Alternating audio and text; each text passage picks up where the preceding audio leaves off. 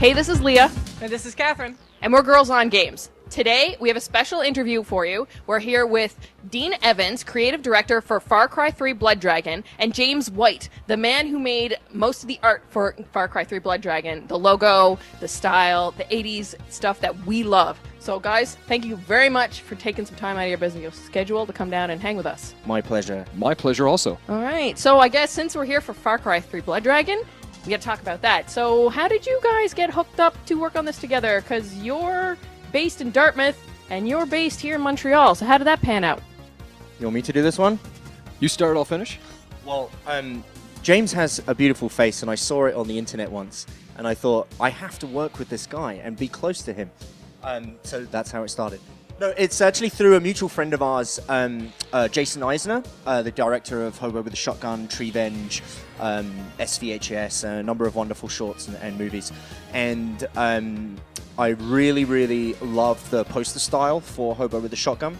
As you know, Blood Dragon is a very kind of based on a very distinct 80s aesthetic, and so I wanted to make sure that I worked with the right people. James did an awesome piece of work on a lot of Jason's stuff, and he hooked us up. And from then on, we've become the closest friends. We've been tight. Yes, very tight.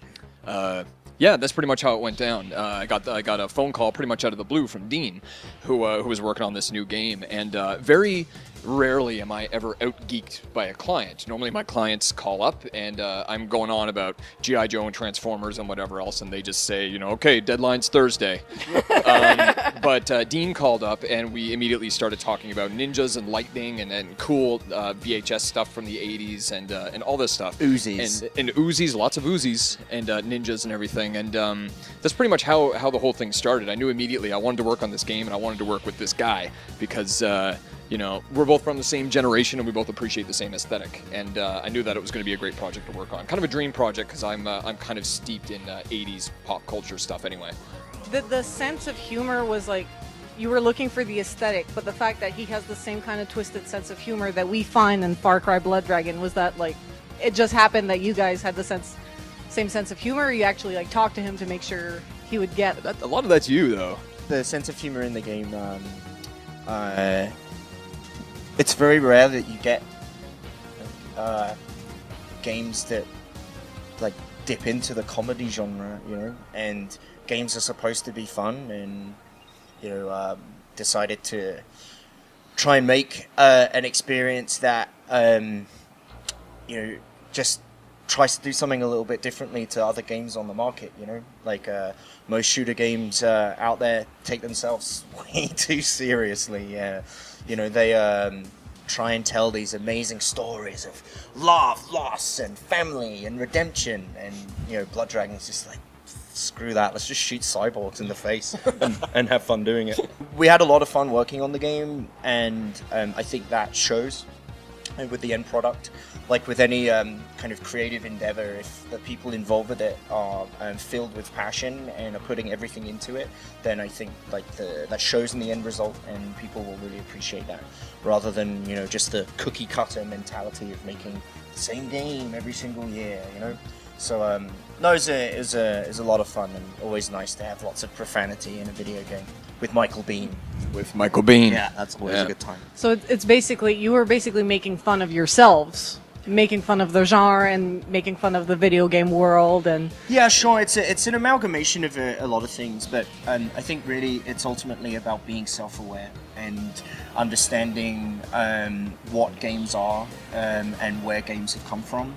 And sure, there's a few little digs at the kind of the general state of the industry right now, and you know, we kind of didn't want to conform to a lot of those things, and you know, decided to kind of take the piss out of the status quo a little bit, and yeah, and just try and do something fun and something different. And I think one of the main things that really helped with that was this little chap here. Of, you know, your game's not anything without its communication campaign and without the overall tone and aesthetic of that piece, and the work that James did, you know, really set that tone, and it was so great to have a campaign that everything in that campaign matched the tone and feel of the whole game, so you didn't just feel like you were being sold something completely different. You know, like the advertising campaign felt just like the game, and it was you know, the artwork was from the same DNA as the game. You know, and that's, I think, really the key to a good game and a good campaign is making sure that you know, the sand comes from the same beach. No, that's good. That's really good. Yeah. Me and my analogies. I'll come up with some more. Well, that's in terms of working on the logo and stuff. Like, very few times do I work with clients where the potency of the original idea kind of follows through to the very end, and that's one of the reasons that I jumped immediately at the project, is when Dean was describing it, and it very much is a love letter to the things that we were into when we were kids, and. You know, going into something like that, I get my hopes up, but there's a little bit of skepticism on my part because I've been doing this for 15 years, and sometimes it loses its momentum and things get watered down or whatever. But with this project in particular, that never happened. You know, and it maintained the same level of vibrancy and that staying true to the original idea, that 80s aesthetic, and keeping the chrome and the pink and the everything that you were striving for. Like, it never got hot pink. Yeah, hot pink brushes. I think Like they were the most two common words throughout the whole probably process. like hot pink, lightning, yeah. desert chrome, like grids. Yeah, loads, vectors, lasers, Yeah. more lasers. More lasers, cyborgs, dragons, lasers. But and it maintained that same level throughout the entire thing, which is super refreshing for a graphic designer like me who works with an array of clients. And this is by far the best thing that I've worked on in a decade. You know, easy. Because we're a radio station, we love music, we have to ask, first off, what's your favorite band of all time? Ooh. You're gonna go for me. I would have to say, favorite band of all time? Mm-hmm. My favorite album is Slaughter of the Soul by At the Gates. And my favorite band, I'd probably have to go with Iron Maiden. Nice. That's pretty good. Thanks for supporting England. Yeah, man. I think it's a really good question. I think my favorite album of all time is DJ Shadow Introducing, closely followed by Exit Planet Dust, Chemical Brothers, Leftism, Left Field. It's really hard to put a top one on there, but I have a very diverse music taste. I like lots of different things. Did you listen to anything in particular while working on Blood Dragon? I listened to the soundtrack. The soundtrack was the first thing that was done on the whole project. I am totally sold on the philosophy that music will drive everything, and you can inspire anyone with a piece of music. So as soon as the project was greenlit, I worked with composers in Melbourne called Power Glove, and we started laying down a few tracks. Went through kind of the script with them, shared a few pieces of very early sketches and early artwork, and every track that came in, made sure that those tracks went out to everyone on the team, so people had that playlist going through, so that everyone from like a texture artist all the way to level designers just knew exactly what that sound was, and really got them in that zone. As David Lynch says, sound is 50% of everything. And yeah, I'm sold on that philosophy. All right, well, thanks so much for coming. And where can people check you guys out? James? You can check me out on the web at signalnoise.com, as well as on Twitter at signalnoise. Real easy. Whole portfolio's there, lots of artwork.